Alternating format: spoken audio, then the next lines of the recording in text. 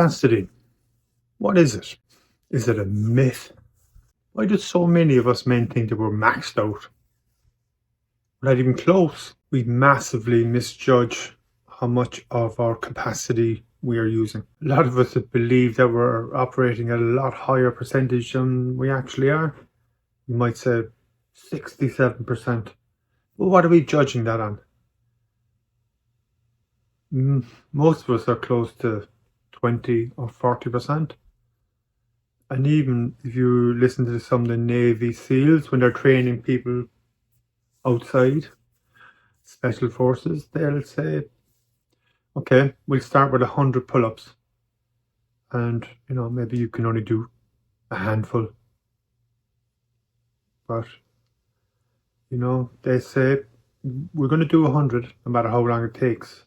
And every time you tell yourself that it's enough, that's when you know you're operating at 40%. 40% when you're pushing yourself. So what are you doing? What level are you at on a daily basis? Because look, this isn't about laziness. It's not about weakness. It's a real misunderstanding of what capacity actually is. Because you don't know your limit. You only know your current comfort zone. Think about that.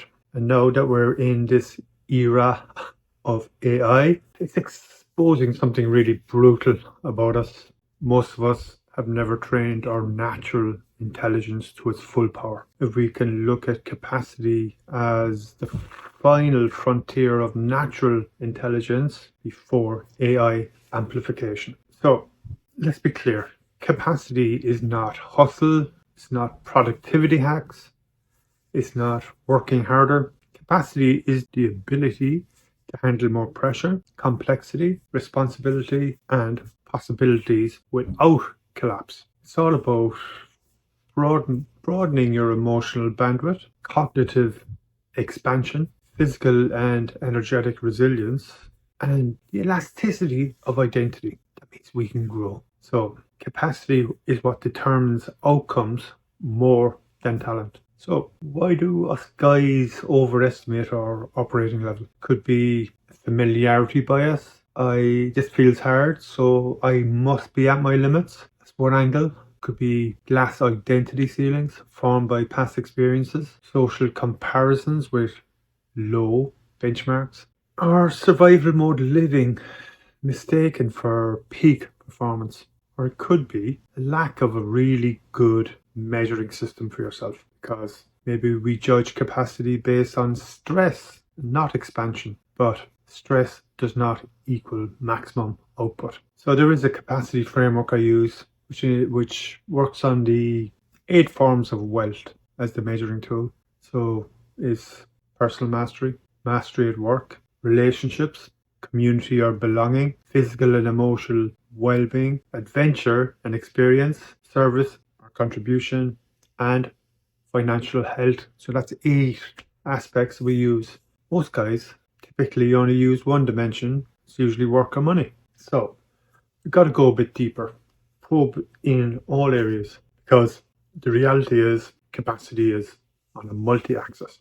Axis, AXIS. Like the example of someone who scores high financially but low in personal mastery or energy, which reduces true capacity. So the real insight here is a man's real capacity equals the lowest pillar he ignores, the lowest pillar of those 8 forms of wealth. So it's important to understand why we think we've hit our limit. Why is that? Could be an identity freeze. This is just who I am. Maybe it's fear disguised as realism. Again, it goes back to this is just who I am. Energy leaks in relationships, or like poor boundaries, low standards, lack of mental discipline, mind command, living reactively instead of intentionally. These are all the psychological limits that it's like a fence we erect around our own capacity. Our capacity is fenced in. So most of us, we don't hit our limit. We don't ever hit our limit. We just hit the edge of our self-image, of how we perceive ourselves to be. That's powerful. You know, have you ever made a fence you couldn't jump? One time I woke up next to the Berlin Wall after a drunken escapade from Ireland to Berlin. Yeah, found myself in a tent next to the Berlin Wall. Now that was a fence I couldn't climb over. But you get my drift. We don't hit our limits. If we believe that consciousness has no limits, then what is the limit? Especially when it comes to capacity, because we work on the baseline that, you know, is our net worth our capacity? Or is it the infinite possibilities of our self-worth that represents true capacity? This is a good question, because we expect our limit to kick in, but then capacity still expands after we reach that limit. You know, athletes, look at Lindsey Vonn. She's competing in the Olympics with only one knee in the hardest sport in all the Olympic sports, I would say, except for probably, no, there's no doubt. She's competing in the hardest sport with one knee. You know, you see entrepreneurs scaling under pressure. Like, it's not out of the realm of possibility for one guy or two guys to create $1 billion business right now with AI. And I'll give my 40-day strong snowboarding example. It's the same thing. Just pushing. Because at all levels, your nervous system is going to recalibrate. And that becomes your new baseline, and so on and so forth. And, you know, as your capacity grows, your identity expands. You know, habits are only hard until they become identity. So your capacity to grow into this identity, it expands exponentially. Your standards rise, and repetition creates a familiarity with discomfort, which allows you to push on and do even more uncomfortable things, to do more things that you would consider hard. And now your brain, your mind is expanding. Neural pathways are growing. Habits that you once thought impossible are just part of who you are. We are the magicians. We can make these things happen. We can make these things appear, because limits are adaptive illusions. We're illusionists. And look, I believe capacity is as infinite as imagination. Infinite as imagination. That is incredible. When you think about that, there are no possibilities beyond our imagination. In fact, imagination defines perceived possibility, and then perceived possibility defines action. Action expands identity, and then identity expands capacity. So when we shrink imagination, we shrink our capacity. I like that. Think about, like, when you were at your absolute smartest, most brilliant. It wasn't recently. It was when you were a kid, when the pure genius was flowing right through you before it was educated right out of you. So imagination, vision precedes growth, and expanding consciousness increases tolerance for more complexity. So here we are at the final frontier, without fully expanding our capacity or natural intelligence, and facing the final frontier before we step into the massive consciousness of AI. What is it? What is natural intelligence? It's awareness, it's emotional command, it's mind command, it's pattern recognition, very important, meaning, making meaning of the things that we do, the way we live, and presence.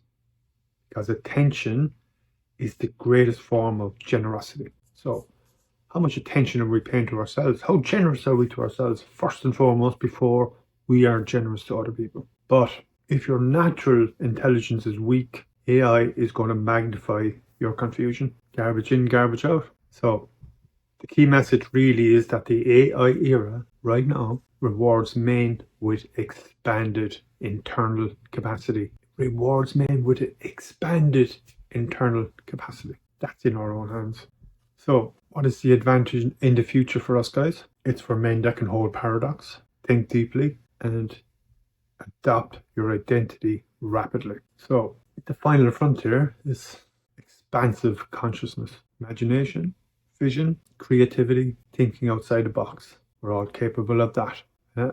Consciousness expansion, really at the essence, the core of it is preparation for AI integration. Because AI is not going anywhere. It's part of our lives right now. So we've got to learn how to use it. It's just a tool.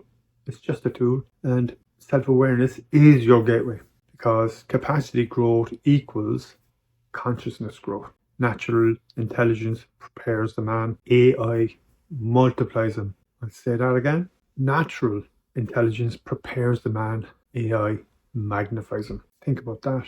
AI as a tool for growing our imagination, for growing our capacity. Just when you thought you were so stoppable, the possibilities of you becoming unstoppable are in your own hands. That's the power of this capacity that you have inside. And the reason so many of us underestimate ourselves is because we never trained our capacity. But here's the kicker.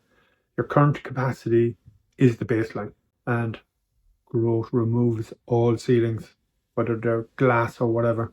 It takes them all out because there are no fixed limits. It's all in your hands. So you don't need any more tools. They're cool. They're great to have. I mean, who doesn't like buying tools? But you need more capacity to use the tools that you already have. So if 100% is your total capacity, what percentage are you operating at right now? So if 100% is your total capacity, what percentage are you operating at right now?